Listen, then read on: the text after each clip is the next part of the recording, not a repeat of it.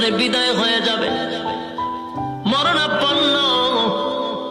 কিন্তু আপনি যদি দুনিয়ার থেকে বিদায় হয়ে যান গো চাচা, এই হালতে যদি দুনিয়ার থেকে বিদায় হয়ে যান, আমি সমস্ত নবীকুলের সম্রাট,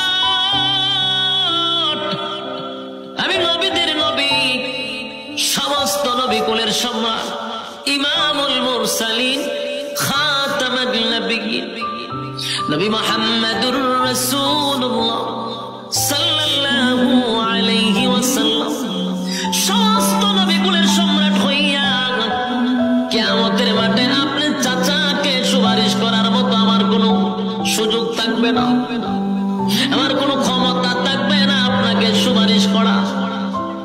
তাই চাচা বিদায় হওয়ার এক মুহূর্তে একটা বারের জন্য আমার কানে কানে কালেমা পড়ায়া শোনায়া দেন। আল্লাহর নবী বুঝতে পারছেন আবু জাহিল্লা বসা, আবু লাহাব বসা, মক্কার সব বড় বড় নেতা চতুর্দিকে বসা। আবু তালেব বলেন, ভাতিজা আমি যদি কালেমা পড়ি, ওই দেখ আবু জাহিল্লা বসা, আবু লাহাব বসা, মক্কার সব লোক বসা, কালেমা পড়া যদি মারা যায় সারা জীবন বলবে আবু তালেব মরণের সময় বাপ দাদার ধর্মের মধ্যে সুন কালিমাইরা মরছে। ভাতিজা রে, এই জন্য আমি পড়তে পারি না। আল্লাহর নবী বলেন, চাচা গো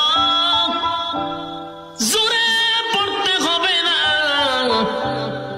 জোরে পড়ার প্রয়োজন নেই, আমি আপনার টুটের সঙ্গে আমার কান লাগায়া দিব, শুধু আপনার টুটটা লড়াইয়া খালি কান পর্যন্ত আওয়াজটা পৌঁছায়া দেন।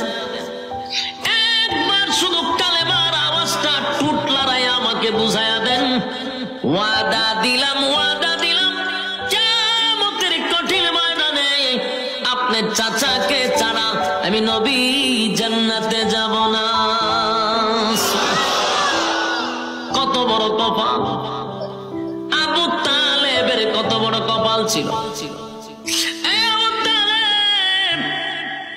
এত বড় সুযোগ পাওয়ার পরেও, এত বড় একটা সুযোগ পাওয়ার পরেও আবু তালেব বলেন, ভাতিজা রে আমি তোমারে কলিজার থেকে মহব্বত করি, আর জীবন দিয়ে তোমারে ভালোবাসি, আমি তোমারে ভালো করে চিনি, তুমি যে পয়গম্বর সেটা আমি জানি, তুমি আল্লাহর পয়গম্বর আমি জানি রে ভাতিজা, তাই তো আমি তোমার সন্তানের চেয়েও বেশি মহব্বত করছি। ভাতিজা শুধু এখানেই নয়, আমি আরো জানি তোমার কালেমা যদি আমি না পড়ি চিরস্থায়ী আমি জাহান্নামে যাব, সেটাও ভাতিজা আমি জানি। ভাতিজা আমি আরো জানি, আরো জানি তোমার কালেমা যদি আমি পড়ি আল্লাহ তুই জান্নাতে যাব, সেটাও জানি।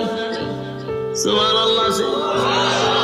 বলুন আবু তালেব জানতো কিনা দিন ধর্ম ইসলাম সঠিক, নবী পয়গম্বর সঠিক, কোরআন সঠিক, সব জানতো। এরপর আবু তালেব বলেন, আমি সব জানি, কিন্তু আমি কালেমা পড়তে পারলাম না রে ভাতিজা, তোমারে মহব্বত করি, তারপরে আমি কালেমা পড়ব না, কারণ আমি যদি কালেমা পড়ি সমাজের মানুষ সারা জীবন আমারে বলবে বাপ দাদার ধর্মের মধ্যে সুনকালি লাগাইছে, এটা বরদাস্ত করতে পারবো না, তাই আমি কালেমাটা পড়লাম না।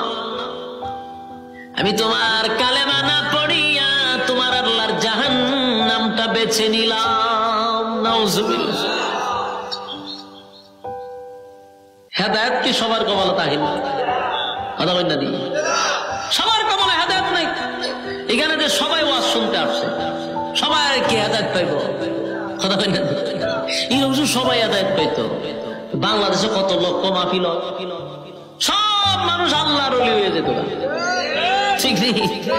সারা দেশে খালি আল্লাহর ওলি থাকতো, বুজুর্গ হয়ে বইরা যেত।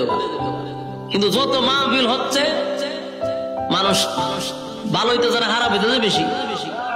খারাপের সংখ্যা কম না, ভালোর সংখ্যা খুব কম, খারাপের সংখ্যাটাই বেশি। কেন? সবার কপালে আদাত নাই। রাসূলের আপন চাচা যেই মহব্বত রাসূলকে করছে, নিজে না খাইয়া রাসূলকে খাওয়াইছে, জরায়া দইরা রাসূলকে ঘুমাইছে।